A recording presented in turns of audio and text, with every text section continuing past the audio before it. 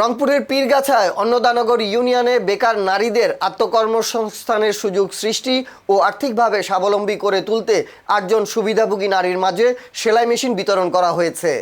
মঙ্গলবার 28 জুলাই ইউনিয়ন পরিষদ হল রুমে আয়োজিত অনুষ্ঠানে এসব সেলাই মেশিন বিতরণ করা হয়।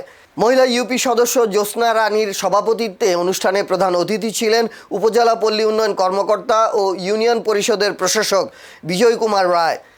এ সময় আরও উপস্থিত ছিলেন ইউনিয়ন প্রশাসনিক কর্মকর্তা আমজাদ হোসেন, পীরগাছা প্রেস ক্লাবের সাধারণ সম্পাদক আব্দুল কুদ্দুস সরকার, ইউপি সদস্য রেজাউল করিম, সমাজসেবক দুঃখেশ্বর মালাকার দুঃখু সহ আরও অনেকে।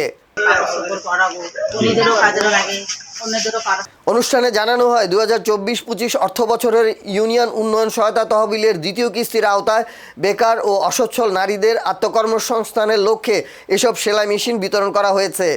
এর মাধ্যমে সুবিধাভোগীরা সেলাই কাজ করে নিজস্ব আয় রোজগারের সুযোগ সৃষ্টি করতে পারবেন বলে আশা প্রকাশ করা হয়।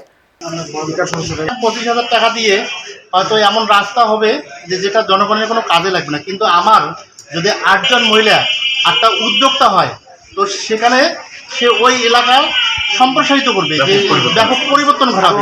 আমাদের যে আরও